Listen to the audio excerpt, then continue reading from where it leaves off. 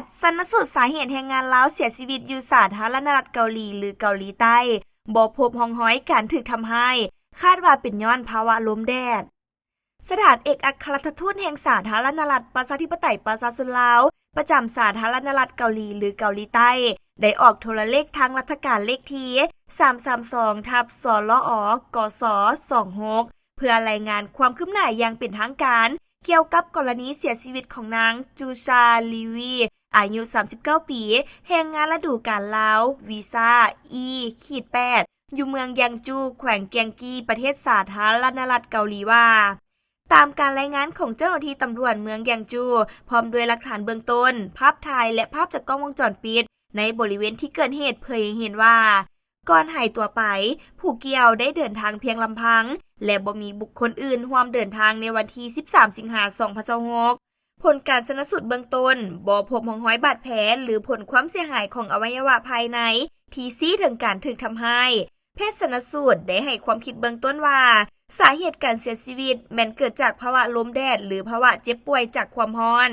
แนวใดก็ตามสาเหตุการเสียชีวิตที่แน่นอนยังต้องรอท่าผลการกวดการชันสูตรอย่างละเอียดจากภาคส่วนวิชาการซึ่งคาดว่าจะใช้เวลาประมาณ1เดือน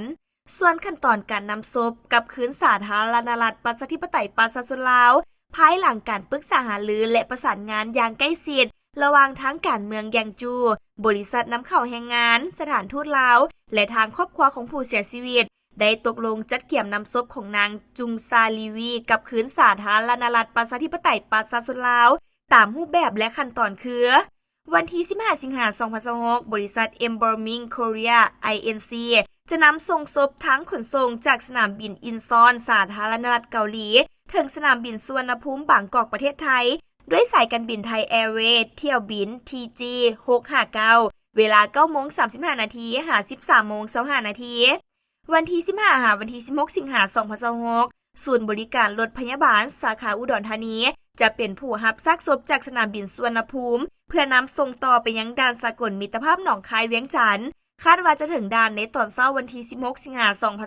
2026วันที่16สิงหาคม2026ท่านกู้วายวีสามีของผู้เสียชีวิตจะเป็นผู้รับซากศพจากนั้นมูลนิธิร่วมใจของลาวจะช่วยดำเนินการนำส่งซากศพต่อไปยังบ้านห้วยเมืองแปกแขวงเสียงขวางบ้านเกิดเพื่อมอบให้ครอบครัวประกอบพิธีทั้งศาสนาและรูปแบบประเพณี